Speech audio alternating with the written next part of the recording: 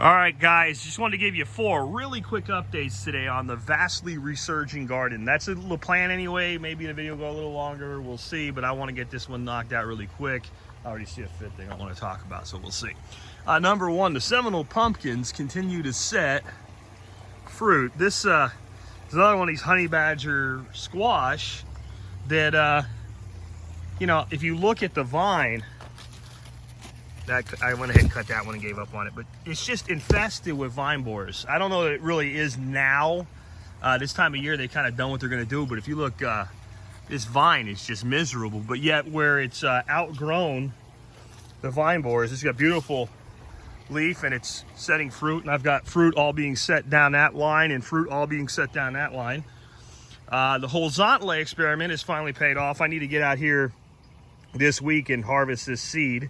This is the stuff that's kind of like a Mexican or South American, Central American version of lamb's quarters that you can actually harvest the seed heads when they're young, and they're kind of similar to broccoli / mint in a way, and they are really awesome, but there's tons of seed there to harvest now.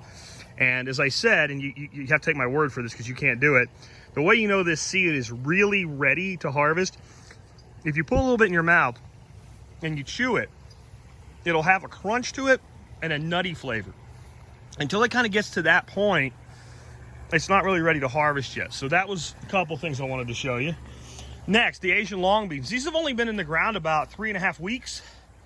If I remember, you can see that they're all the way up the trellis. And next year I got to figure out some things to make better use of their length. They got planted late this year, so I'm not really worried about it. But if you look, this one here I took across the arch. Let me get where the sun won't blind the camera. And I trained it all the way to there. And last night when I was trying to train it, I broke the tip. But that's okay, because it's already, look, it's already sending out another runner. That's what'll happen when you break a tip. They send out another runner. So no big deal there. But it's flowering, and it's already started to set some beans. So this is 3.5 weeks. And these things grow about a yard, but yesterday it was about half the size. So this will probably, you could harvest it now, but I wouldn't. You could probably harvest this in about 5 more days. It'll be, you know, almost as big around as my pinky, maybe half a diameter of my pinky, and it'll be, you know, 20 inches long. And if you wait another week and a half, it will start to get dry, and you'll be able to get seed out of it. That's what I'm saying. If you want a crop, you can fast track multiple generations of seed saving selection. This is the one, either the green or the red. I like the red because you see that color. A lot of times when you trellis beans, once they fill out and you've got leaves everywhere, it's easy to not realize, hey, I need to harvest. But if you have a green plant and a red bean sticking down, hey, you know, it tells you. Next up, these are Texas wild cherry tomatoes. I have tomatoes in October in Texas. Big deal, right? Everybody does. Here's the thing, though. I planted these in April. Planted them in April. They got covered in blight with all my other tomatoes. These 2 tomatoes here, when I get a tomato covered in blight to the point where it's not going to produce anymore for the season, I come out with my knife and I cut it to the ground. I just give up on it. I cut these to the ground, and as soon as we got into this second flush, they grew back from the ground, and they're setting fruit. You can bet your ass I'm going to be saving seed from this. We got blossoms here. We got fruit set there, and these are what I would call a currant tomato. They're about half the size of a standard cherry tomato, really delicious, and they grow like a weed, obviously. Coming back from the ground for a tomato. Come on, guys. That's a plant you want to incorporate into your design. Next up, look at this mamma jamma, right? That's one of those Trumbuschino honey badger squashes. Again, invaded with squash vine borers everywhere. But you think that one's impressive. That's a new one. Check this guy out over here. Remember this guy? I'm getting ready to cut him. But he starts, it's hard to get scale because of where this is. My wife was trying to get a picture for our Instagram. But this thing has gotta weigh, geez, it's gotta weigh 10 pounds. And, oh, dude, sorry. I should say dudette. I'm sorry I did that to you, girl. A garden orb weaver spider. I reached in there, I forgot about her, and I jacked up her web. I'm sorry, you're gonna have to build a new web, girl. People get scared of these things. I love these guys.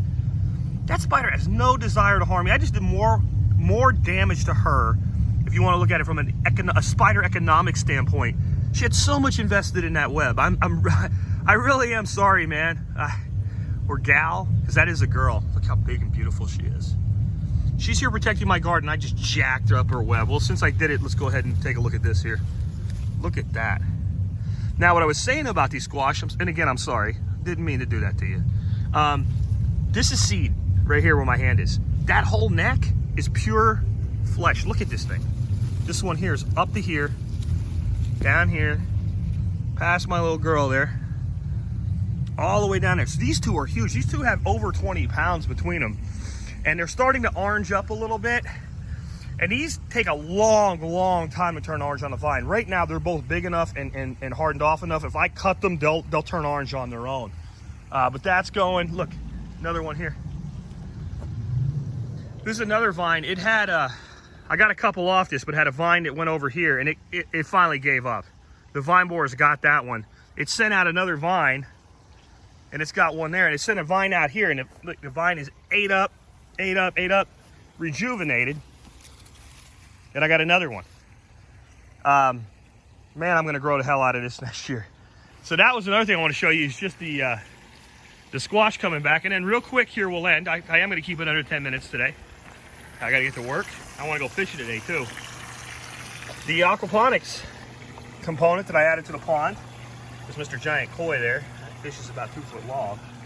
But I wanted to show you this. This is one of my favorite quick crops.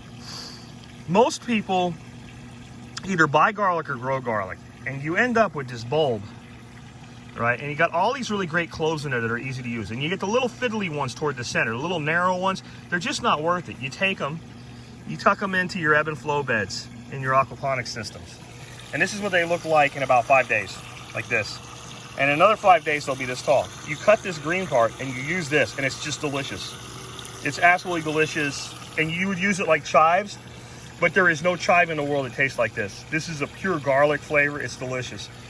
Some little celery seedlings starting to adapt.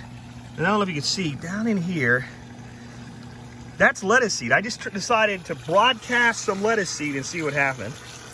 This is a little bit of lemon balm. Now this could probably take over. I wouldn't mind that. But basically, I'm trying to get some lemon balm. I'm gonna have a whole bed of lemon balm. And this will give me, because lemon balm's in the mint family, really easy to root. So I'll be propagating out of here if my other plants don't make it through the winter. This guy here should make it through the winter, no problem. Next up, and I could grow more from seed, but hey, you know, take the easy answer, right?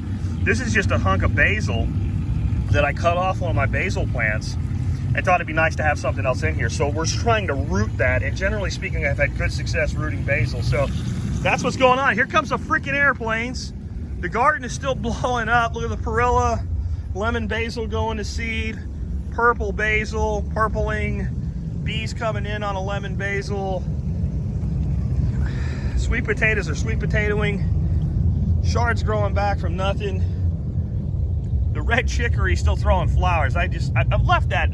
That plant is so bitter now, it's not worth eating, but you know, those little flowers to bring pollinators in. Eggplant regrowing from the base where I cut it down because it was unhappy. Peppers are peppering. You know, just so much production in a second flush. First year garden, eggplants. I can't keep up with the eggplants. Can't keep up with, look at the pepper and the eggplant growing side by side. I just can't keep up with it. And I didn't even fill everything in this year. Some of this stuff, you know, this was a late call putting this garden in this way. And it's just, wait till next year. That's all I can say. We'll be cover cropping soon, and I'll be chronicling that, but how can you talk about cover cropping when you're still producing like this and beans are blowing up like that? We'll get there. Take care, guys.